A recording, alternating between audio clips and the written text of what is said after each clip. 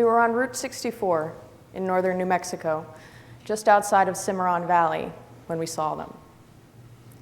Hulking, horned, billowing heavy breaths into the chill December air. "Buffalo," Mallory and I exclaimed in the otherwise quiet car. She pulled a U-turn on the deserted country road. We got out of the car and approached them.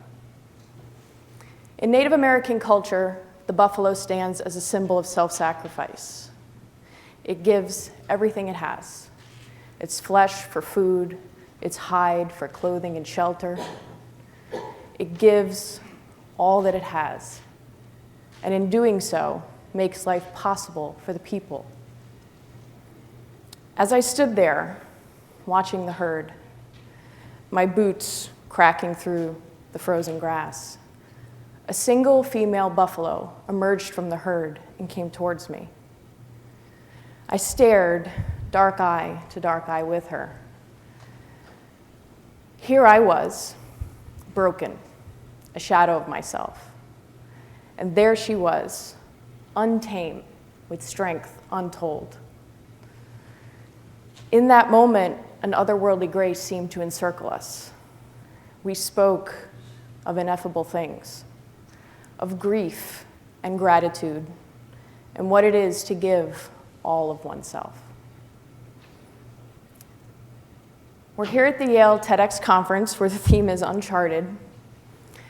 My uncharted territory comes in relation to the limits of our sanity in the face of successive trauma and our ability to transcend that trauma via a practice I call radical authenticity. What is radical authenticity? For me, it was a reckoning, a facing of everything that I'd tried to repress about myself, or hide, or change. How I came to be standing in front of a herd of buffalo on a deserted country road in northern New Mexico, and how I came to this philosophy is a very long story. I'm going to do my best to try to tell it here. My early life was not easy. I could go blow for blow and tell you everything that happened and make this a very depressing TED Talk. But we're already kind of walking that line, so we're just going to establish that it was bad and move forward. Flash forward to my early 30s where things were bad, but getting better, until at the age of 31, I had to undergo a year of invasive testings and surgeries to be diagnosed with late-stage endometriosis. A year after that, I suffered a traumatic fall, wrecked my leg, broke it in 3 places, dislocated the ankle, had to have reconstructive surgery to put it back together again. I'd spend the next year learning how to walk. And then, as if that wasn't enough, a year after that, I would suffer the miscarriage of twins. When the miscarriage happened, my mind tried to process things the way I'd always had. Up until that point, when something bad happened, I did what most of us do to get through these things. I put my head down, told myself I was okay, and pushed through it. I dealt with the logistics of what was happening, but I didn't deal with how I felt about what was happening. Some would argue that this is how we get through things. We have to set aside our feelings and just plow through it. And I would agree with them to some degree, but we always have to round back to our feelings. I learned this the hard way. A momentary coping mechanism became a 25-year toxic habit, creating an entire reservoir of repressed emotion within me. When the miscarriage happened, my mind, as I said, did what it always does. It tried to repress, only instead of repressing how I felt about what was happening, it tried to repress the entire event. It didn't happen. I didn't go to the doctor. I didn't tell my family. Nothing. In the weeks after the miscarriage, I started to unravel. Let's face it, we can bury something within ourselves, but deep down we still know it's there. One night, I was out having dinner with my friend Mallory. I'd only known her about 2 months when, in a vodka-fueled confession, I told her that I had had a miscarriage a few weeks before. Almost the moment I said the words, I started to unravel. We got the check, we left the restaurant. We went to my nearby office. I had just signed the lease. There was no furniture, the room was bare. I curled up in the middle of the floor and just was undone. There had been 20 years of things happening, one after the next, and I just couldn't take it anymore. I came into a frame of mind where I just wanted the suffering to end. And the only way I could see it ending was by my own hand. I honestly don't know what would have happened that night had Mallory not been there. She stayed with me the entire night and held me together in a moment when I couldn't hold myself together.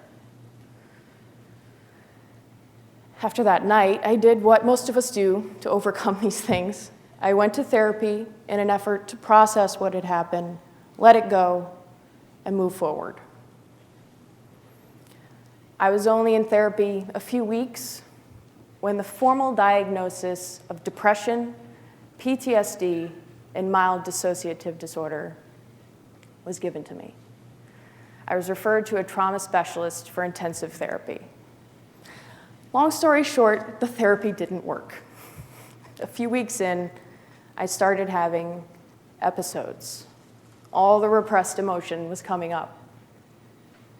In these episodes, I would go from full tilt rage to fight or flight to crashing back down into the bleakest despair and cycle back again.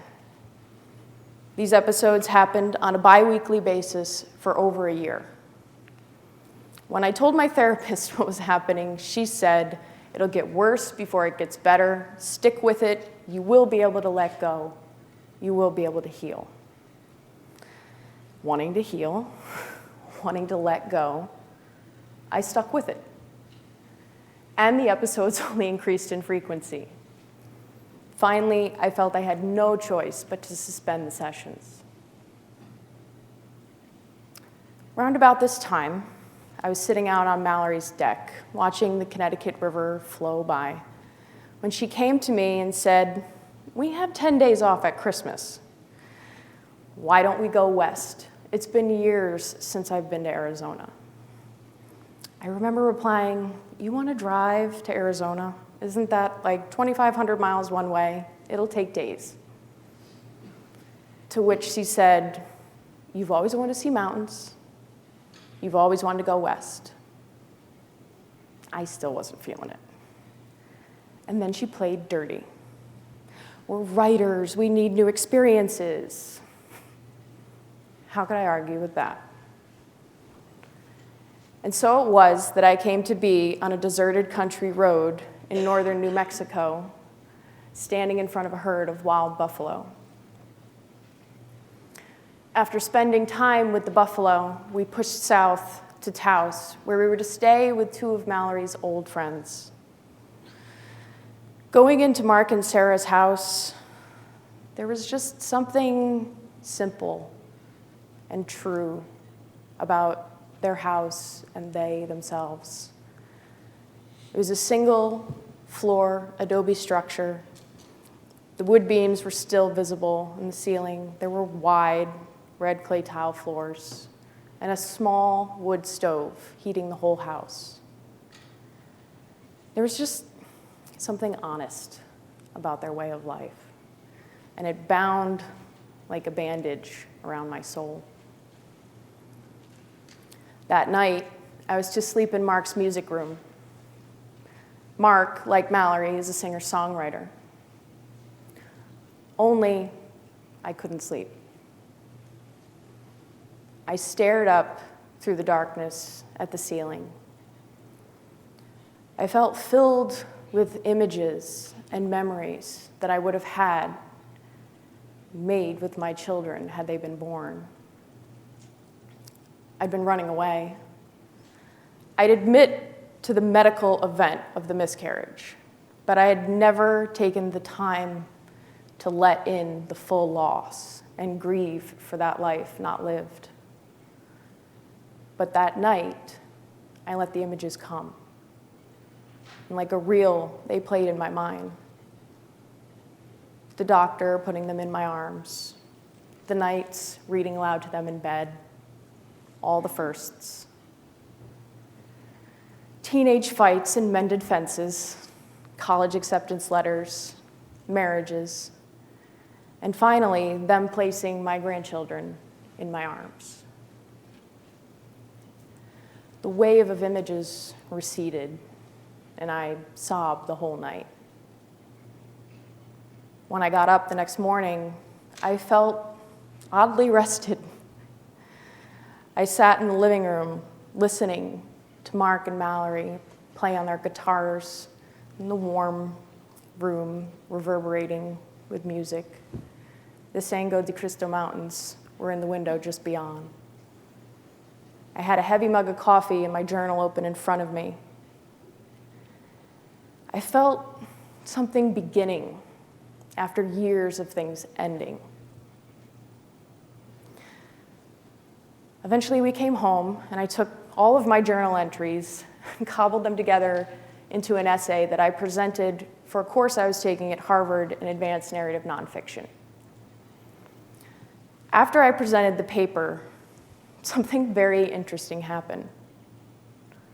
All of my classmates started coming up to me privately, telling me of their stories of depression or near suicide or mental illness. It was as though my admitting that I wasn't okay gave them permission to admit that they weren't okay. Later, I told Mallory of my plan to take the essay and publish it in a book. And she said, "Why are you going to share that much of yourself with people?" I'd always been a private person. At the tender age of 26, when I got my first book deal, I decided to write under my initials L.M. Browning because I thought in doing so, I would magically be anonymous. And that's what I wanted. Little did I know that I would go on to write personal essays in which I share infinitely more personal details with the reader than my name.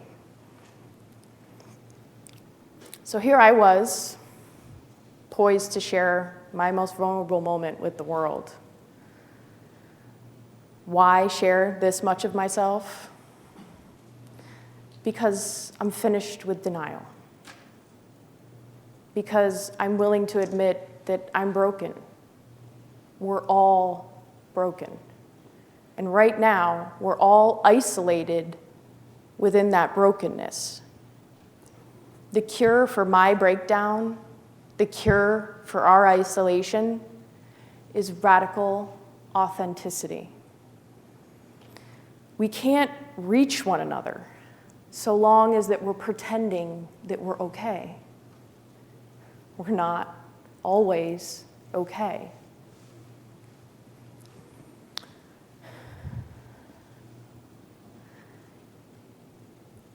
When I first started talking about it with people, I shared my story with my friends.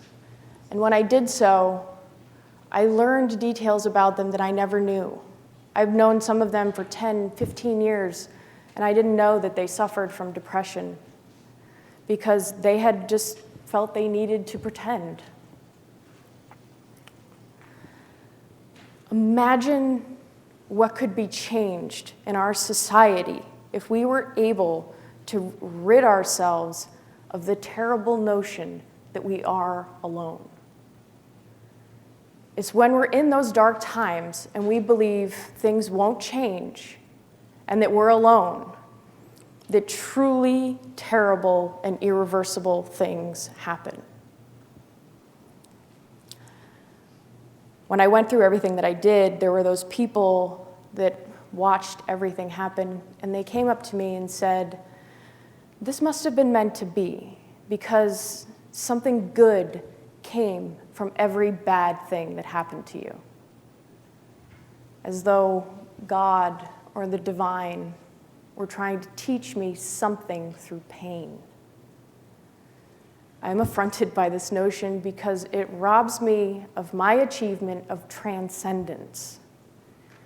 We don't learn anything from suffering. If we did, we would be an enlightened society, and we're not. We learn from suffering if and only if we are able to take the bad things that happen to us and transcend it into something meaningful. I've come to believe that we all go through different things in our life, but we all cross the same emotional terrain. We all feel the same depression, the same hopelessness, the same isolation. And healing from things would be infinitely easier if we knew that we were not alone. If we were able to be authentic with one another and authentic with ourselves. In the end, what is radical authenticity? This is radical authenticity. 2 years ago, I couldn't say these words out loud without having a breakdown. And now I'm standing in front of all of you saying it out loud. And yeah, for the first 5 minutes of this talk, my heart pounded because I'm saying things that I don't want to tell myself. And I'm telling you things that I would rather hide. In the end, why share this much of myself? Because you can't change what has happened to you. You can't hide it, you can't spin it, you can't let it go. All you can do is own it. Own your journey. You don't have to give a TED Talk or write a book to be radically authentic.